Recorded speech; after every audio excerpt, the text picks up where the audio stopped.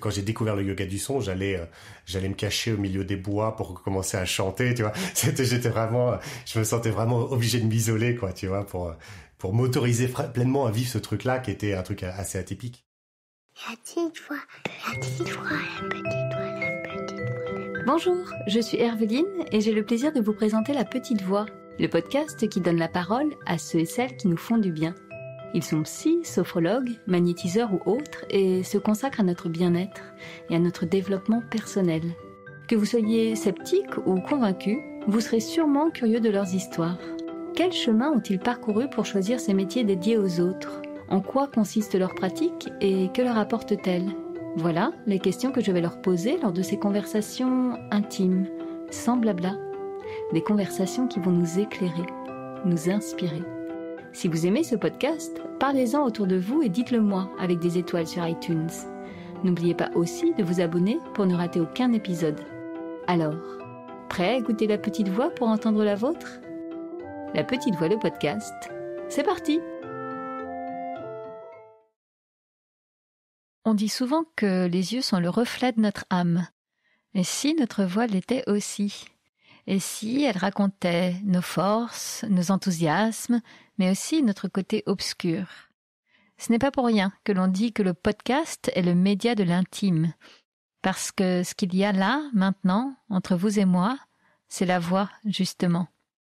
La mienne et surtout celle de mon invité qui va nous emmener à la découverte de sa propre voix. Vous l'orthographiez comme vous le souhaitez, ça marche dans les deux cas. Olivier Demuth enseigne le yoga du son. Vous allez voir, c'est passionnant et bien plus profond qu'il n'y paraît. D'ailleurs, c'est un long voyage qu'a fait Olivier avec le yoga du son, à la rencontre de lui-même, de sa sensibilité, jusqu'à devenir un jour thérapeute. Bienvenue dans un épisode tout en douceur, tout en rondeur et en rire aussi. Avec Olivier, nous allons parler de connexion à la nature, de spiritualité vécue en cachette, d'un petit oui et de la résonance des voyelles. Avant de vous laisser découvrir l'épisode, je voulais juste vous prévenir que nous avons organisé en septembre un atelier avec Olivier ainsi que Jean-François Claus, maître Reiki et sophrologue. Au menu de ces échanges utiles, pertinents et drôles, nous avons parlé du stress de la rentrée et comment justement s'en affranchir pour enfin se lâcher la grappe. Si cela vous intéresse, cet atelier est disponible en replay sur mon site lapetitevoix.co/expérience avec un S. Vous trouverez aussi le lien dans les notes de cet épisode. À très vite. Bonjour Olivier, bienvenue dans La Petite Voix. Bonjour Herveline. Alors Olivier, avant de commencer l'entretien, je vais te demander de te présenter en quelques mots, s'il te plaît. Eh ben, écoute, avec plaisir. Donc moi, je m'appelle Olivier, j'ai 35 ans. Je suis thérapeute, c'est-à-dire que j'accueille les gens dans un cabinet. Je fais des pratiques corporelles, notamment du shiatsu, qui est une pratique japonaise. Et puis surtout, ce dont on va parler aujourd'hui, c'est qu'on va parler de yoga du son. En fait, je suis aussi enseignant de yoga du son. Ah, super. Alors oui, effectivement, on va parler de ce yoga du son avec toi aujourd'hui, notamment parce que c'est un yoga, tu vas nous l'expliquer bien mieux que moi tout à l'heure, mais où on travaille pas mal sur la voix, et je me suis dit que étant là dans un podcast, c'était quand même intéressant de creuser un peu ce sujet-là. Effectivement, bien sûr, et le nom la petite voix me parle beaucoup et effectivement dans le yoga du son, il y a aussi bien la connexion avec la petite voix, on va en parler évidemment plus en détail, mais la connexion avec la petite voix que le fait de s'autoriser finalement à sortir sa voix, à reprendre confiance en sa voix, et ça c'est tout le travail de voix qui est un travail d'intériorité en même temps, et c'est assez chouette. Ah, génial, quel programme. Donc, tu vois, il fallait vraiment qu'on se parle et qu'on fasse cet épisode sur le yoga du son.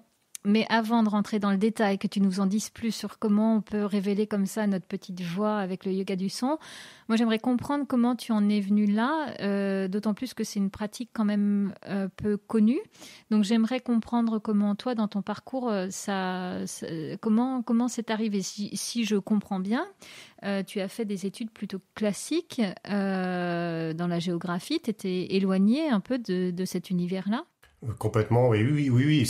Disons que si je déroulais un sens logique à mon parcours et la rencontre avec le yoga du son, tu vois, c'est très difficile pour moi de faire un lien direct. Il y a mon parcours, je dirais, habituel d'études. En fait, moi, j'ai fait des études de géographie. Donc, je suis bac+5 en géographie. Ouais. Avec tout ce côté, ce qui m'intéressait, c'était le côté, côté nature, environnement. La géographie permet d'avoir une vision d'ensemble de la nature et de réfléchir tu vois, en prenant de la hauteur aux interactions, à comment est-ce qu'on peut recréer du sens, recréer de la circulation, recréer un équilibre. Et c'est ça qui me plaisait beaucoup dans la géographie et qui résonnait avec une connexion que j'ai avec la nature depuis que je suis petit, quoi. En fait, avant de faire de la géographie, j'avais fait de la biologie. Ok. Et en fait, après le bac, je m'étais un peu cherché, quoi. Et donc, j'avais fait de la biologie. Ouais, ça arrive assez souvent. Et j'étais même, à ce moment-là, pour mes parents, j'étais un peu désespéré. Ce qui arrive aussi assez souvent. Ouais, aussi. Et du coup, j'étais allé tester en fait, j'avais d'abord testé l'informatique avant de me rendre compte au bout d'un jour que ça le ferait jamais, c'était pas possible. Donc après, j'avais basculé dans la biologie parce qu'il y avait ce côté nature. Et alors le souvenir que j'en garde, qui est très réducteur, mais c'est qu'on m'avait demandé d'apprendre par cœur les os de la grenouille. Et moi, ce qui m'intéressait dans la nature, c'était me plonger dans la nature, tu vois, me mettre en symbiose avec la nature, Ah oui, les os de la grenouille, loin, d'une certaine manière. Bah ouais, ça répondait pas à mon attente, quoi. Donc, je crois que j'avais fait ça pendant 3 mois, et puis j'avais dit à mes parents que c'était plus possible non plus. Donc, tu vois, il devait se faire à ce moment-là pas mal de cheveux blancs. Et du coup, j'étais retombé dans la géographie parce qu'il y avait justement ce côté prendre de la hauteur et avoir une vision plus large des choses. Et là, j'avais vraiment accroché. Donc, c'est juste un petit message tu vois, de soutien pour les parents qui ont des enfants qui sont en perdition. Voilà, exactement. Moi, j'ai eu cette révélation avec la géographie à partir de là, mais j'ai l'impression que tout s'est démêlé d'un coup. Et voilà, tout s'est lancé là. Donc, après, ça a été beaucoup plus simple et pour moi et pour mes parents. Ah oui, j'imagine. Mais c'est amusant parce que la manière dont tu parles de ce choix d'orientation scolaire, il y a quand même déjà, tu parles d'une connexion très forte à la nature, d'une espèce de sensibilité, je ne sais pas si on peut utiliser ce mot-là. Bien sûr. On sent qu'il y a déjà quelque chose que certainement tu creuses beaucoup plus aujourd'hui. Est-ce que toi, tu avais conscience de ça, que cette connexion que tu ressentais enfant à la nature, elle avait peut-être une autre dimension? Alors, j'aurais pas mis ces mots-là dessus, si tu veux, quand j'étais plus jeune, mais c'est venu je dirais, à l'adolescence. À l'adolescence, j'ai commencé c'est aussi un parcours classique d'adolescent, mais à remettre un peu en question le schéma d'adulte qu'on me proposait finalement. Et pour rentrer dans quelque chose qui était dans une recherche de sens, en fait, j'ai commencé là. Donc en parallèle de mes études, en fait, j'ai fait beaucoup d'arts martiaux. C'est pareil, en fait, je suis rentré dedans en même temps que la géographie. Donc j'ai eu une espèce d'histoire d'amour avec la géographie et en même temps un coup de foudre avec le judo. C'était ça mon fil rouge. Alors, ce qui m'intéressait avec les arts martiaux, c'était le côté philosophie. Tu vois, du taoïsme, par exemple. En tout cas, cette dimension de remettre du sens, ou en tout cas un sens différent de celui qu'on me proposait. Ok, donc il y avait vraiment quand même déjà parler de quête de sens à l'adolescence, c'est assez prématuré, quoi, non? En tout cas, ou alors moi j'étais en retard, quoi, mais je sais pas. Non. Je sais pas dans quel sens j'en sais rien. Non, c'est vrai. Alors c'est vrai. Non, c'est vrai. Tu vois, maintenant que tu me le dis, c'est vrai que je me sentais quand même pas mal en décalage avec les jeunes autour de moi. Alors bon, ça résonne aussi avec mon caractère, si tu veux. J'ai quelqu'un l'autre jour qui m'a donné des mots qu'une personne ressentait chez moi, et dans ces mots il y avait ce côté profondeur, et c'est quelque chose qui m'habite depuis longtemps. Oui. Et dans cette profondeur il y a cette forme de recherche intérieure, de connexion avec ce qui vibre vraiment. Donc dès l'adolescence c'était là. Donc c'est vrai que j'étais quand même un peu en décalage, genre j'étais pas tout seul dans mon coin, mais c'était quand même en tout cas des sujets que je gardais pour moi, que j'avais beaucoup de mal à partager, surtout que dans ma famille, ça résonnait pas trop, quoi. Moi, je viens d'une famille, tu sais, qui a qui a mis le côté spirituel avec le côté religieux, qui a fait un gros paquet cadeau de tout ça et qui l'a lancé à la poubelle. Donc si tu veux, cette recherche de sens, de philosophie, de spiritualité, je dirais maintenant, c'est pas ce que je disais à ce moment-là, ça leur parlait pas du tout. Au contraire, tu vois, quand je te disais tout à l'heure que dans ma recherche de voie professionnelle après bac, j'étais paumé, eux, ils associaient aussi ça avec cette forme de spiritualité, tu vois, un peu qui t'enlève les pieds de la terre et qui du coup fait que t'es plus vraiment apte à construire une vie, je veux dire, classique. Donc je pense que eux, ils ont aussi fait tout cet amalgame-là. Okay. Donc pour moi, c'était un peu difficile à gérer parce que j'avais d'un côté ce besoin de me conformer au modèle familial, on va dire, et puis cet autre côté qui était cette aspiration-là. Donc j'ai mis pas mal de temps avant de réussir à faire le lien entre les deux. Oui, tu étais obligé de vivre ça un peu dans ton coin, presque en cachette en fait. Ouais, même un peu plus que presque, ouais. Complètement en cachette. Je faisais de la méditation dans ma chambre, on en parlera avec le yoga du son, mais quand j'ai découvert le yoga du son, j'allais me cacher au milieu des bois pour commencer à chanter, tu vois. Je me sentais vraiment obligé de m'isoler, quoi, tu vois, pour m'autoriser pleinement à vivre ce truc-là qui était un truc assez atypique. Waouh, c'est dingue. Alors, on va effectivement comprendre comment t'en es venu au yoga du son, mais quand même, là, tu nous expliques qu'après ce parcours parfois un peu semé d'embûches, tu quand même commences vraiment à t'épanouir le jour où tu découvres ta voie avec la géographie et en même temps les arts martiaux. Donc là, déjà, tu trouves un certain équilibre. Ouais, tout à fait. En tout cas, je trouve deux voies qui me permettent de m'exprimer et deux, de me reconnecter à quelque chose qui fait sens. Dans mes dernières années de géographie, on travaille sur des mémoires. Et donc, moi, mes mémoires, c'était en fait l'application du taoïsme dans la gestion des rivières et des risques d'inondation. Donc, tu vois, le lien, il se faisait déjà. Ah ouais. Donc, ouais, là, je commençais déjà à reconnaître que c'était quelque chose qui était important pour moi, toute cette dimension spirituelle. Je me suis vraiment éclaté dans ces études-là. Ouais, oui, ça s'entend quand t'en parles. Et du coup, tu te lances dans la vie professionnelle dans ce monde-là tu fais quoi, de l'ingénierie? Ouais, c'est ça. En fait, après, j'ai travaillé dans tout ce qui était préservation de la biodiversité. Je travaillais dans les autoroutes. Donc c'était comment est-ce qu'on intègre les autoroutes dans l'environnement, dans la préservation de l'eau, dans la préservation de la biodiversité, dans l'acoustique, dans la qualité de l'air, dans tous ces sujets-là. C'est intéressant et c'est drôle parce qu'on voit que tu arrivais toujours à faire vibrer cette quête de sens et cette connexion à la nature. En fait, si tu veux, c'est pas tant que j'ai réussi que je sais pas faire autrement. C'est plutôt dans ce sens-là. C'est-à-dire qu'à un moment, tu vois, c'est ce que je te raconte avec les études de biologie ou avec les études d'informatique. C'est que quand je peux pas, c'est pas possible. Tu vois, j'arrive plus à me lever le matin, je me sens complètement vidé, tu vois, c'est corporel. Donc voilà, c'est comme ça que finalement je retrouve mon chemin. C'est que quand je m'en éloigne, je sens que ça vibre plus du tout, c'est plus possible pour moi. Et donc, comment dans tout ce parcours-là, à quel moment et comment se fait ta rencontre avec le yoga du son? À quel moment, pour te placer quand même un peu le contexte, j'étais pendant mes études en fait à la fac. Okay. Je pars en vacances en Suisse chez une personne que je connaissais pas, tu vois, on y allait à plusieurs. Et en fait, cette personne faisait du yoga du son, dont j'avais jamais entendu parler évidemment.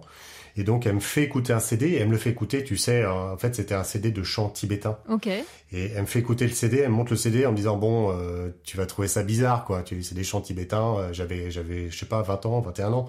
Donc elle me met le CD dans la chaîne hi-fi en me disant, bon, écoute-le pour être sympa avec moi, mais bon, tu vas trouver ça bizarre. Et en fait, j'écoute le CD et ça m'a fait un choc. Et quand je te dis que ça m'a fait un choc, le mot que j'utilise le plus souvent, c'est que ou qui est le plus proche de ce que j'ai vécu, c'est que ça m'a foudroyé. Ah. Tu vois, on est encore d'ailleurs dans ce côté corporel. Hein. J'ai vraiment cette sensation que c'était là à l'intérieur de moi et que le fait d'avoir écouté le CD a réveillé quelque chose qui était déjà là. Donc du coup, tu lui dis quoi à cette personne qui vient de te faire découvrir le CD, que voilà, elle était presque gênée de te faire écouter ça? Tu Tu partages ton emballement ou t'oses pas trop? En fait, je crois que j'ai pas besoin de le dire. Je crois que, enfin, tu vois, je pense qu'elle reste aussi scotchée que moi en me disant merde, ça a l'air de lui plaire. Il est en train de se passer quelque chose. Ouais, c'est ça, bah merde. Et donc, au final, elle m'a donné le CD. Tu vois, elle était tellement surprise, elle m'a donné le CD. Et donc, je suis rentré chez moi après les vacances avec le CD. Et pendant 10 ans, hein, j'ai travaillé juste avec ce CD-là. C'est-à-dire, j'écoutais et j'essayais de refaire la même chose. Donc tu repars avec ton CD sous le bras et tu nous dis, là, pendant 10 ans, tu pratiques dans ton coin ouais. Et dans la forêt, comme tu nous disais tout à l'heure. C'est ça. Alors, voilà, c'est ça. Soit j'attendais qu'il y ait personne chez moi, tu vois, pour pouvoir le faire, soit sinon je partais au milieu de la forêt. Pendant 10 ans, ouais, c'est vrai que même quand je le dis comme ça, après coup, je me dis, mais c'est quand même dingue de pratiquer pendant 10 ans juste avec un CD. C'était même pas un CD genre formation, tu vois, audio, pas du tout. C'était juste un chanteur qui avait enregistré ses chants, quoi. En plus, le fait de chanter était pour moi complètement inimaginable, je sais pas si c'est le bon terme, mais tu vois, ça faisait pas du tout partie de mon quotidien, ça fait pas du tout partie de mon ambiance, de l'ambiance familiale. Donc chanter était quelque chose que je connaissais pas du tout. Mais quand j'ai entendu ça, je me suis dit, ouais, je veux faire la même chose. Je sentais bien derrière, sans être capable de mettre des mots dessus, mais qu'il y avait autre chose. Et d'ailleurs, c'est pour ça que j'ai chanté avec le CD pendant 10 ans. C'est parce que j'osais pas aller rentrer vraiment dedans, aller rencontrer le mec qui avait enregistré le CD, me lancer pleinement, si tu veux, dans l'aventure du yoga du son. C'était plus confortable à l'époque pour moi de rester dans mon coin avec le CD et d'essayer de reproduire. Autant pendant 10 ans, le yoga du son s'est infusé en moi, tu vois, jusqu'à nourrir toutes mes cellules, mais je restais quand même à la surface du vrai travail, qui est un travail de connaissance de soi et puis de pacification intérieure. Mais j'essaye de comprendre du coup comment tu l'as vécu. Est-ce que quand même pendant ces 10 années, tu n'osais pas aller voir de personnes avec lesquelles échanger sur le sujet, mais est-ce que tu te renseignais sur Internet pour comprendre comment ça fonctionnait? Oui, bien sûr. Alors, à l'époque, Internet n'était pas aussi développé que ce qu'il est maintenant, mais il y avait d'autres personnes, bien sûr, qui enseignaient ça. La personne qui a enregistré le CD, elle s'appelle Denis Fargeau. Il organisait des stages. J'avais cette information des stages, mais j'avais plein de bonnes raisons pour pas y aller, qui cachaient certainement, tu vois, c'était cette raison de, je sens bien que là il y a un travail à faire qui va être très inconfortable et je vais retarder un peu le fait d'y aller, quoi. Et qu'est-ce qui est si inconfortable alors à ce moment-là? Bah, si tu veux, pour moi, là, j'ai très longtemps été je sais pas si le mot en souffrance est bon, mais en tout cas inconfortable avec ma posture et ma voix. Ah. C'est-à-dire que j'étais, tu sais, à l'école, j'étais le bon copain, tu sais, celui à qui tu vas te confier dès que ça va pas, dès que t'as un problème, dès que t'as besoin de soutien. Donc c'était chouette. Mais sauf que moi, je parlais jamais de mes problèmes, je prenais très rarement la parole. Dès que je me retrouvais dans un groupe, plus personne ne m'entendait. Dès que je devais passer, tu sais, faire des exposés et tout comme ça, j'en faisais des cauchemars pendant une semaine avant. Parce que ce côté, je m'expose, était pour moi très, très, très difficile. Donc le fait d'explorer la voix, t'explores aussi toute cette dimension-là, parce que à travers la voix, il y a bien sûr comment ça résonne à l'intérieur de soi. Donc à ce côté connaissance de soi, cultiver son jardin intérieur, mais t'as aussi le fait de projeter sa voix et donc là d'oser prendre sa place, d'oser s'affirmer, d'oser être soi-même, quoi.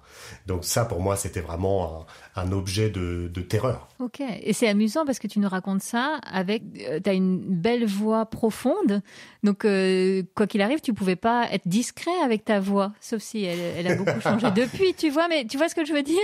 Il y a quelque chose quand même dans ta voix, il y a une présence forte. Oui, c'est gentil, merci. Et si tu veux, ma voix m'a très longtemps servi de refuge. Cette voix profonde, si tu la fais pas sortir, ça fait une voix qui résonne à l'intérieur et que personne n'entend. Tu vois, c'est je parle dans ma barbe, c'est les gens qui me font répéter 4 fois parce qu'ils comprennent pas ce que je veux leur dire. C'est l'exemple typique de mon mariage où tu sais, il y a cette fameuse phase où le maire te demande de dire oui. Et ça, pour moi, c'est encore un souvenir douloureux parce que j'ai ma femme juste avant qui lance un grand oui qui remplit toute la salle et moi qui lance un tout petit oui très profond, très grave, mais que personne n'entend. Et le maire qui me demande de répéter ce oui-là. Tu vois, c'est toute cette comment dire, cette relation avec ma voix qui a très longtemps été une source de souffrance pour moi. En fait, ce qui est intéressant dans cette relation que tu as à ta voix, c'est pas la voix en elle-même, la tessiture ou je ne sais quoi, c'est ta voix dans le sens comment je me montre au monde. Oui, bien sûr, tu sens ça très bien, ouais. La voix que je vais avoir sera le reflet de mon intimité, et donc de ma relation avec moi, et donc de ma relation avec le monde autour de moi. C'est deux choses qui sont directement liées, en fait, si tu veux, dans la construction de notre personnalité, notre voix s'est ajustée. On a beaucoup de gens ont reçu ces injonctions, tais-toi, tu fais trop de bruit, tu chantes faux, tu chantes comme une casserole, il va pleuvoir, tu sais, tous ces trucs-là qu'on dit un peu machinalement, et qui en fait créent plein de blocages dans la voix. Et donc la voix se referme, en fait c'est le corps qui se referme quoi dans plein d'endroits, et donc la voix finit par occuper un espace très restreint, et elle résonne plus du tout. Et donc ça devient une voix qui est juste une voix qui sert à, si tu veux, à affirmer ma personnalité, ou en tout cas mon ego, mais qui est plus le reflet de vraiment tous mes potentiels et tout l'univers qu'il y a derrière. Et le travail de yoga du son, c'est ça, c'est de réouvrir des espaces de résonance de la voix pour aller explorer d'autres parties de soi qu'on a un peu mis sous le tapis, et pouvoir justement ouvrir plein de possibles dans notre vie, quoi. Ah, c'est passionnant. J'aimerais qu'on revienne quand même sur ton aventure à toi avec le yoga du son. Donc tu vis ces 10 années en cachette, mais il y a un moment quand même, tu acceptes d'assumer un peu plus et tu vas participer à ce stage avec Denis Fargeot pour en apprendre un peu plus sur le yoga du son. C'était il y a combien de temps ça ? C'était il y a combien de temps ? C'est pas si vieux que ça doit faire peut-être 6 ans, peut-être ouais, quelque chose comme ça, 5-6 ans. D'accord. En fait, j'ai travaillé tout seul pendant longtemps. Je pense que le mariage a été quand même un choc, tu sais, ce maire qui me demande de répéter mon oui, ça m'a vraiment frustré. Et du coup, suite à ça, je me suis dit bon, OK, faut que je prenne ce sujet de la voix en main parce que pour moi, c'est une souffrance. Et je pense que c'est à partir de là que je me suis décidé à sortir de ma zone de confort et d'aller rencontrer ce fameux Denis Fargeot pour aller plus loin dans l'apprentissage. Ah, et donc tu commences ce travail-là au cours du stage, de ce premier stage. T'es dans quel état d'esprit pendant cette découverte-là du yoga du son ? Alors déjà, mon état d'esprit avant d'y aller, je suis complètement paniqué. Ah oui, je suis complètement paniqué parce que si tu veux, pour moi, encore une fois, chanter seul au milieu des bois, ça va. Mais me retrouver dans un groupe et sortir ma voix, même si dans le yoga du son, ça se fait de manière très confortable, si tu veux, toutes les pratiques se font en groupe, par exemple. Tu te retrouves jamais seul sur scène à devoir chanter devant tout le monde. Tu vois, c'est quelque chose de très confortable. Mais malgré tout, en y allant, je suis quand même super anxieux parce que j'ai pas confiance en ma voix, tout simplement. Et en fait, au final, je suis rentré dedans. Il s'est passé quelque chose, c'est qu'en plus avec Denis Fargeot, on a vraiment bien accroché, c'est-à-dire on s'est senti vraiment très en résonance l'un et l'autre. Du coup, ça m'a beaucoup aidé à me libérer dans les stages. Je lui dois beaucoup, tu vois. Je le remercierai jamais assez, tellement il m'a aidé à reprendre confiance, à libérer ma voix, mais tu vois, surtout tout ce qu'il y a derrière, quoi, à reprendre confiance en qui j'étais. Donc ça, c'était vraiment pour moi une très très grande rencontre et une très grande découverte. Et puis après, pendant le stage, ça a été fulgurant. Mais si tu veux, c'est d'une certaine manière, c'est logique parce que vu que ça a infusé pendant 10 ans, il suffisait d'une petite étincelle pour que le truc se mette à bouillonner à l'intérieur. Donc c'est ce qui s'est passé en fait. Je pense que c'était le premier stage que je faisais, donc c'était un week-end. À la fin du week-end, j'étais en train de pleurer dans les pratiques. Je vidais toutes les larmes de mon corps. Et ce qui était rigolo, c'est que j'étais en résonance avec un homme qui était dans le groupe, qui avait à peu près l'âge de mon père, tu vois, à peu près, quoi. Et donc moi, dans ces pratiques-là, j'ai été confronté avec cette image, en tout cas du masculin, et qui m'avait beaucoup empêché de m'aimer notamment dans ma sensibilité. Et lui, cet homme-là en face de moi, qui était justement assis en face de moi d'ailleurs, lui, il était dans ce rôle du père qui contraignait beaucoup ses enfants dans ce côté justement à être un homme, tu vois, un homme droit, viril et qui sait où il va, quoi, tu vois. Et on a été en résonance pendant tout le stage et à la fin on s'est pleuré dans les bras. Et ça a été super fort. Waouh, c'est en fait ce qui est touchant, c'est de voir à quel point à travers la voix et le yoga du son, c'est pas juste un exercice de détente ou de bien-être, ce qui serait déjà une bonne chose. C'est très profond, quoi. Il y a vraiment cette histoire de connaissance de soi et d'acceptation. Ça s'entend. Enfin, j'entends beaucoup l'histoire d'une acceptation et de cheminer vers soi là dans ce que tu racontes. Absolument, absolument. Il y a vraiment pour moi, il y a 3 dimensions dans le yoga du son. Il y a ce côté de la voix qui va résonner à l'intérieur de soi-même, et donc qui va venir mettre en mouvement à la fois nos qualités, mais aussi nos parties sombres. Et donc c'est un vrai travail de découverte de qui on est pleinement. Donc ça, c'est un travail de soi avec soi. Il y a ce travail de la voix en tant que telle, de reprendre confiance en sa voix, et donc il y a ce côté, je dirais, communication. Tu vois, le fait de sortir sa voix, de prendre sa place, de dire ce qu'on a à dire, de tout ça. Donc il y a ce côté, voilà, relation avec l'autre. Et puis il y a une autre dimension dans la voix qui pour moi est très très forte dans le yoga du son. C'est cette dimension de connexion au sacré. Parce que quand tu te retrouves dans un groupe, que chacun fait ses vocalises en étant, je dirais, centré sur lui-même, mais que les sons se mélangent à tel point qu'à un moment tu sais plus trop. Est-ce que c'est moi qui suis en train de faire le son? Est-ce que c'est les sons des autres que j'entends? Est-ce que c'est moi en même temps que les autres? Il y a une espèce de truc, de bain sonore qui se met en place et qui en fait te déconnecte un peu des limites que tu as de qui tu es, pour te connecter à quelque chose de plus grand, de plus englobant. Et ça, c'est hyper fort aussi dans cette relation au sacré à travers la voix. Et du coup, donc toi, à ce moment-là, quand tu commences les stages, etc., tu es toujours dans ton métier d'ingénieur. À quel moment ça va tellement t'embarquer que tu vas commencer à réfléchir à te reconvertir dans un métier de thérapeute? Alors à quel moment? Je crois pas qu'il y a eu un virage précis. Ce que je sais, c'est qu'il y a eu une journée qui a décidé vraiment le fait que j'allais quitter mon boulot, tu sais, de cadre bien payé avec une voiture de fonction, des primes en fin d'année et tout ce genre de confort professionnel. C'est cette journée-là, je rencontre.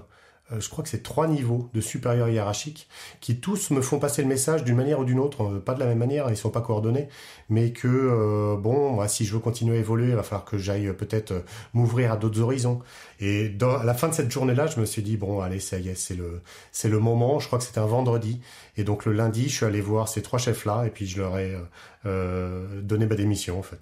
L'envie de basculer était là depuis déjà pas mal de temps. Et il y a eu cette journée, cette journée choc. Et à la fin de cette journée choc, c'était le pas était passé, quoi. Et donc tu décides de quitter. Comment c'est perçu par ton entourage? On a pas mal parlé de tes parents, notamment.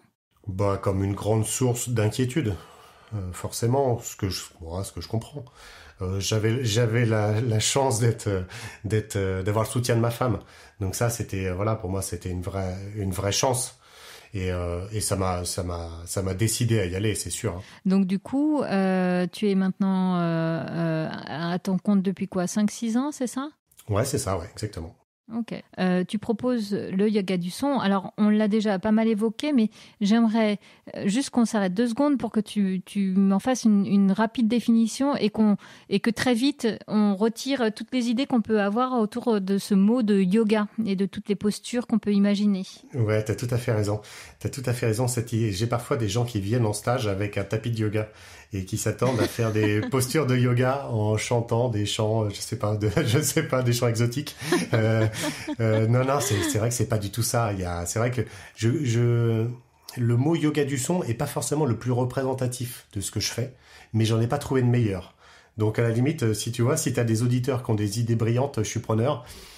Parce que l'appel est lancé, ouais. Voilà, l'appel est lancé parce que effectivement, c'est pas du tout finalement, c'est pas un travail de yoga postural. C'est l'utilisation du mot yoga dans le sens de travail d'intériorisation et de réunification des différentes parties de nous-mêmes. Voilà, c'est pour ça que le mot yoga du son est utilisé, que le mot yoga est utilisé. Après, c'est un travail de vocalise. Moi, je travaille beaucoup avec les voyelles. Le principe est relativement simple, même s'il peut paraître bizarre. C'est de se dire simplement que les voyelles, tu vois, une voyelle comme le A, qui va être une voyelle très ouverte, va avoir une résonance qui va être très différente d'une voyelle comme le O, qui va être une voyelle très ronde. Et en fait, on va utiliser quelques voyelles pour faire un parcours à l'intérieur de nous-mêmes. le parcours, il est simple. Je vais utiliser par exemple la voyelle O. Tu vois, c'est un truc très rond, très doux, très cocon. Donc je vais utiliser la voyelle O pour rentrer dans mon intériorité, commencer à mettre de la douceur à l'intérieur de moi, à pacifier ce qui pourrait se présenter. Ensuite, je vais utiliser la voyelle OU, qui va être une voyelle plus profonde. Cette voyelle-là va m'amener à descendre dans mon corps, à descendre dans mon bassin, à me dire connecter, tu vois, physiquement, ça va être connecter les reins, la vessie, gros intestin, les organes sexuels. C'est un peu le cœur du cœur, de la profondeur de mon intimité, là où j'ai planqué plein de trucs sur le tapis, tout ce qui m'a dérangé, gêné au cours de ma vie. Et je vais aller à la rencontre de tout ça. Donc c'est pas forcément une partie qui est toujours très agréable, mais ça va me permettre de faire un grand tri, un grand ménage en fait. Et puis, en descendant dans la profondeur, c'est l'image d'Aladin, tu sais, qui descend dans la grotte pour aller chercher la lampe du magicien. Il descend dans la grotte, il va passer au milieu de tous les bijoux, de toutes les pièces d'or, etc. Mais il a le droit de toucher à rien, il faut qu'il continue son chemin au bout. Il a le droit de toucher qu'à la lampe.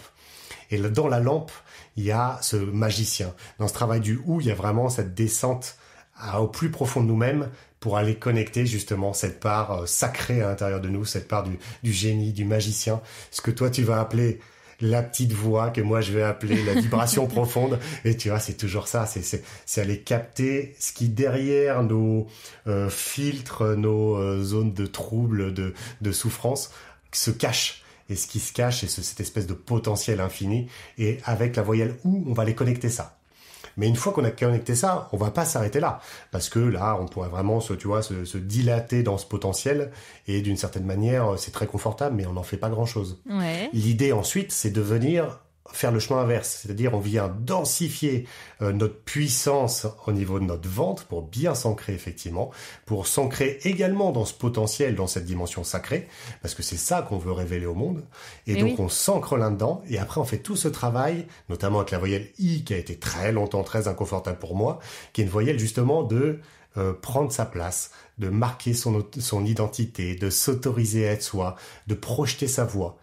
Et donc le chemin, c'est ça, c'est rentrer dans notre intériorité, descendre dans notre profondeur, pacifier ce qui peut l'être, connecter cette dimension sacrée et la révéler au monde dans lequel on vit pour vivre avec ça et créer à partir de cette base-là. Comment ça se passe une séance ? Déjà, on n'est pas en tête-à-tête avec toi lors d'une séance. C'est vraiment comme un cours collectif, non ? Alors ça peut être l'un ou l'autre. Le plus souvent, ça se fait plutôt en groupe.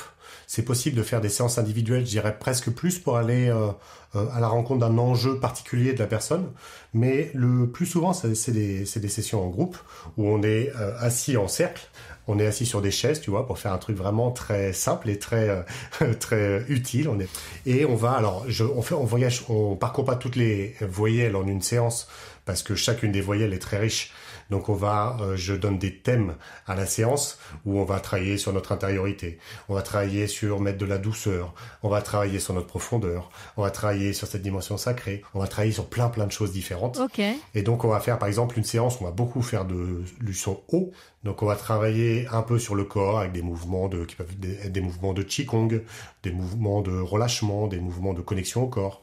On va travailler sur la respiration et ensuite on va travailler sur la voix pour vraiment venir ressentir notre voix à l'intérieur, d'abord se recentrer, ensuite reprendre confiance en notre voix qui fait partie de toutes les voyelles, et puis ensuite déployer un petit peu, se reconnecter avec cette dimension intuitive pour aller déployer cette sensibilité qui nous habite et qui vient vraiment habiter nos pratiques de voix. Mais j'ai l'impression, là, tu dis que certaines personnes peuvent vivre des moments, du coup, hyper forts. Est-ce que tu as des exemples de personnes que tu as accompagnées et qui ont pu dénouer comme ça des problématiques particulières dans leur vie ? Oui, bien sûr. C'est tellement le quotidien de tous les cours que ça arrive tout le temps entre les personnes qui se mettent à pleurer. J'avais une personne, je pense, qui me revient. Je l'ai vue, je sais pas, on va dire quoi, pendant une dizaine de cours d'affilée. Elle a pleuré à tous les cours. C'est-à-dire qu'elle avait tellement une surcharge émotionnelle, tu vois, d'hypersensibilité, qu'elle avait vraiment besoin de passer par cette forme de décharge pour ensuite être capable de construire autre chose dans sa vie. Donc, et suite à ça, d'ailleurs, elle a quitter son boulot, qui était en plus un enjeu familial, et pour se lancer dans une nouvelle dimension d'elle-même, tout simplement. Alors j'ai des exemples qui sont pas toujours très marrants, hein, mais j'avais une maman qui avait perdu son fils, Oui. qui était jeune adulte, quoi, et qui pendant les séances où on travaillait là-dessus, elle tenait pas en place. C'est-à-dire qu'elle était obligée de se lever tout le temps, d'aller ouvrir les rideaux, fermer les rideaux, réouvrir les rideaux, refermer les rideaux, aller changer sa chaise de place, parce qu'en fait, la vibration, le travail, c'est un travail vibratoire avec la voix. On met le corps en résonance. Et donc cette vibration va venir secouer des nœuds émotionnels, des trucs, des fermetures. Et quand ça vient secouer, ça libère évidemment, mais ça vient aussi créer de l'agitation d'abord. C'est comme si ce nœud était un peu, tu vois, ressollicité pour se libérer. Et ça crée parfois des réactions qui sont un peu étonnantes. Mais voilà, il y a une vraie pacification qui se met en place. Waouh, c'est franchement, tu vois, moi je découvre tout un univers là, et je suis ravie du coup qu'on ait fait cet entretien parce que je découvre, voilà, j'ai l'impression d'être passée à côté de quelque chose pendant toutes ces années. Donc ouais, merci beaucoup Olivier. Bon, avant de conclure, par contre, j'ai quelques questions rituelles, tu le sais. J'aime bien questionner mes invités, notamment avec cette première question. Est-ce que tu écoutes souvent ta petite voix, Olivier ? Ah, bah, bien sûr. Alors, comme je te l'ai dit et répété, moi, ça passe beaucoup par le corps. Donc, moi, mon corps me permet vraiment, c'est un espèce de baromètre, quoi. Hein. Est-ce que je suis sur mon chemin ou est-ce que ça y est, je suis à côté de la plaque? Et le corps me donne cette information-là. Donc, c'est bien là, ouais.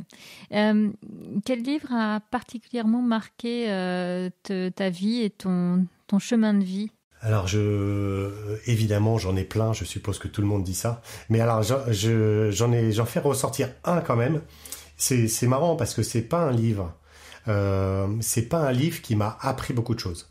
C'est pas tellement un livre qui m'a tu vois, amener des prises de conscience particulières. Mais c'est en fait le livre vers lequel je reviens tout le temps dès que justement je me sens un peu soit à côté de la plaque, soit dans le doute, soit je me dis peut-être que je vais m'arrêter, peut-être que je suis pas la bonne personne pour faire ça. C'est toujours à ce livre-là que je reviens. Ce livre-là, c'est un livre qui est très connu, c'est un best-seller, c'est L'Alchimiste de Paulo Coelho. Mais bien sûr, ouais, bah oui. Que j'ai découvert quand j'étais, j'avais 18 ans. Depuis, j'ai dû le lire, peut-être 20, 25 fois, quelque chose comme ça. Et à chaque fois, c'est le livre qui me remet dans mon axe et qui me fait dire, bon, allez, on va aller encore un peu plus loin. On va continuer le voyage. Ah, super. Est-ce que tu as un rituel bien-être que tu utilises au quotidien ? Alors ça, je te dirais que je change beaucoup mes rituels de bien-être. C'est-à-dire que ça varie. Évidemment, j'utilise beaucoup la voix. Moi, le chant diphonique est quelque chose qui m'aide beaucoup à me recentrer. Le travail de cohérence cardiaque est aussi quelque chose qui m'aide beaucoup. Et de manière moins pratique bien-être, moi, c'est de faire la cuisine est quelque chose qui me fait beaucoup de bien.